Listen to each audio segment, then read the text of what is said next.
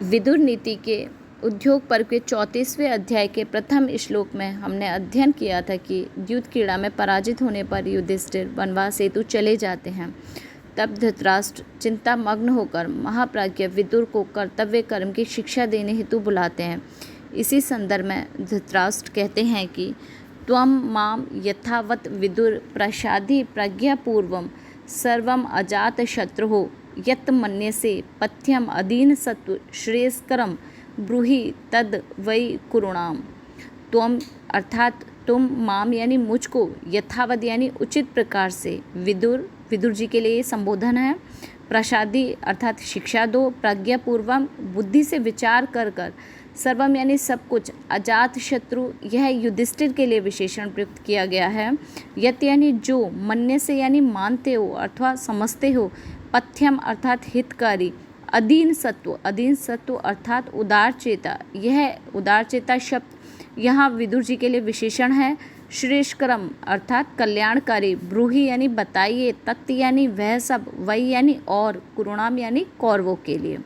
तो यहाँ धृतराष्ट्र विदुर जी से कह रहे हैं कि हे विदुर जी, आप मुझे ठीक प्रकार से विचार पूर्वक अपनी बुद्धि से शिक्षा दीजिए।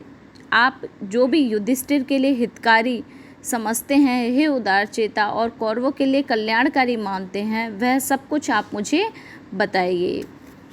यहाँ पर कुरुणाम शब्द में कुरु की षष्ठी के बहुवचन का रूप है और कुरुणाम का आशय सोमवंश या चंद्रवंश के प्रसिद्ध राजा कुरु की संतान से है। धृतराष्ट्र कहते हैं कि पापम आशंकी पापम एव अनुपश्यन् पृच्छामि त्वं व्याकुलना आत्मना अहम तत् मे कवे ब्रूहि सर्वम यथा मनीषितम सर्वम अजात शत्रु। इस श्लोक में धृतराष्ट्र कह रहे हैं कि पापम आशंकी, पाप यानी अनिष्ट की, आशंकी यानी आशंका करता हुआ, पापम एव अनुपश्यन, पापम यानी पाप को ही, एव यानी ही, अनुपश्यन यानी देख रहा हूँ, पृच्छामि यानी पूछता हूँ, त्वाम यानी तुमसे, व्याकुला यानी व्याकुल मन वाला, आत्मना अहम यानी मैं, आत्मा यानी मन वाला, और व्याकुल अर्थात व्याकुल मन से या व्याकुल मन वाला मैं आपसे पूछ रहा हूँ। तत् यानी तो फिर, मैं यानी मुझे, कवे शब्द विदुर जी के लिए विशेषण है, ब्रूहि यानी बताइए, सर्वम यानी सब कुछ, यथावत यानी उचित प्रकार से, मनीषितम यानी चाहता है, सर्वम यानी सब कुछ, अजात शत्रु यानी युधिष्ठिर।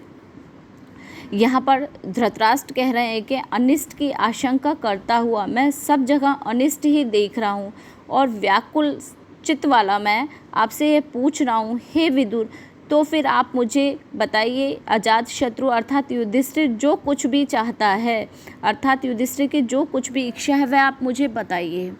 कहते हैं चोर के मन में सदा भय और आशंका रहती है। धृतराष्ट्र स्वयं जानते थे कि दुर्योधन आदि के द्वारा पांडवों के प्रति अन्याय किया गया है, किंतु धृतराष्ट्र यह बात कह नहीं सकते थे। यहाँ विदुर से पूछने का उनका आशय यही है कि शायद विदुर के साथ होने वाले वार्तालाप में कोई अन्य मार्ग निकल आए और मेरे पुत्र आदि सुरक्षित रह सकें।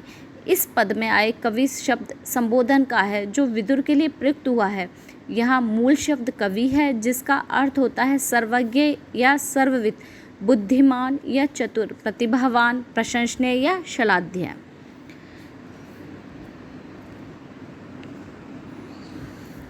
धृतराष्ट्र की ये सारी बातें सुनकर विदुर जी कहते हैं कि यहाँ विदुर जी धृतराष्ट्र के मन की अशांति को समझ रहे हैं और वो इस श्लोक के द्वारा अपनी बात कहते हैं। शुभम व यदि व पापम, द्वेषम व यदि व प्रियम, अप्रस्त तस्य तत् ब्रूयाद यस्य न इक्षेत पराभवम। यहाँ विदुर जी बता रहे हैं कि हम जब व्यक्ति किसी के हित को चाहता है तो उसके कल्याण के लिए अगर कोई बात अच्छी है या बुरी है वह उस व्यक्ति को बता देनी चाहिए। तो इस श्लोक में विदुर जी कह रहे हैं कि शुभम यानी कल्याणकारी हो, वा यानी अथवा, व पापम, पापम यानी अनिष्टकारी हो, द्वेषम यानी बुरी हो, प्रियम यानी प्रिय हो, अप्रस्त यानी बिना पूछे, तस्य यानी उसको, तत् यानी वह, ब्रूयाद यानी बता दे, यस्य यानी जिसकी, न यानी नहीं, इक्षेत यानी चाहता है, पराभवम यानी पराजय। यहाँ विदुर जी कह रहे हैं कि मनुष्य को चाहिए कि वह जिसकी पराजय नहीं चाहता है उसके बिना पूछे ही उसके कल्याण करने वाली बात हो अथवा उसका अनिष्ट करने वाली अर्थात अच्छी या बुरी जो भी बात हो वह उसे बता दे। कुरुराज का प्रश्न सुनकर महात्मा विदुर अब अपने विचार प्रकट करने लगे हैं। अतः प्रारंभ में ही वे अपना मंतव्य प्रकट कर देते हैं कि भलाई चाहने वाले को लिहाज नहीं रखना चाहिए। वह सत्य और हितकारी बात कहने में नहीं झिझके ताकि सुनने वाला अंधेरे में ना रहे।